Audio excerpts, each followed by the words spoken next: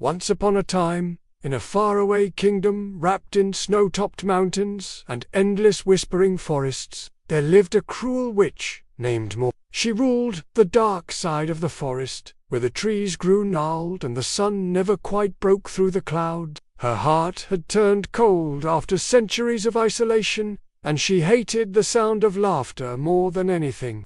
Morwenna cast terrible spells on anyone who wandered into her land. She turned travelers into stone statues, stole the voices of singing birds, and trapped the spring breeze in a jar, sealing away joy and beauty. But beyond the mountains, in a peaceful village called there lived a young weaver named Liora.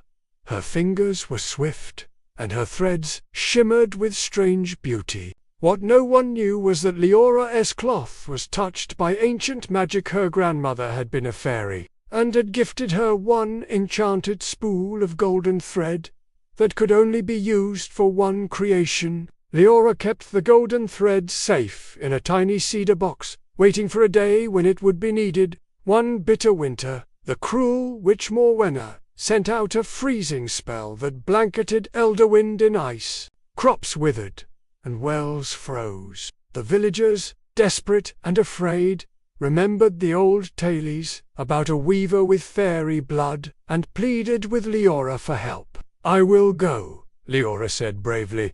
"I will face the witch." So, wrapping herself in a warm cloak and tucking the golden thread in her satchel, Liora journeyed into the forest of shadows. For 3 days and nights, she walked through snowdrifts and silence. She saw twisted trees, whispering warnings, and creatures turned to stone. But she did not falter. At the heart of the forest, she found the witch's tower, sharp as thorns and black as night. Morwenna saw her coming and cackled from the window. "Another foolish child, come to beg for mercy." "I've come to offer a trade," Liora replied. "Let my village go, and I will weave something for you, something only I can make." The witch narrowed her eyes. "What can you make that I would want?" Liora opened her satchel and showed the golden thread. Morwenna gasped. Even her wicked heart knew the ancient magic that shimmered in that thread. "Very well," she agreed. "Weave me a robe so beautiful, the stars themselves will envy me." Liora sat at the witch's loom and began to work. For 7 days she wove without rest, and as she wove, she whispered old fairy blessings into every strand. Finally, the robe was complete, a robe of golden light that shimmered like the sun on water, soft as moonlight and strong as truth. Morwenna rushed to wear it, but the moment she did, she screamed. The robe began to glow brighter and brighter until it banished all the darkness from her tower. The spell on the land lifted, the statues turned back to people, and warm air returned to the forest. "You tricked me!" Morwenna shrieked, trying to tear off the robe, but she could not.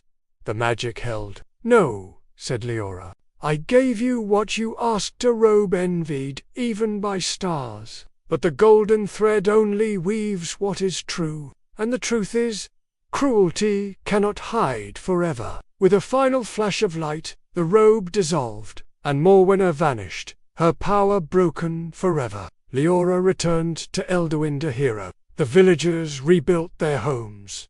Flowers bloomed again, and the skies sang with birdsong once more.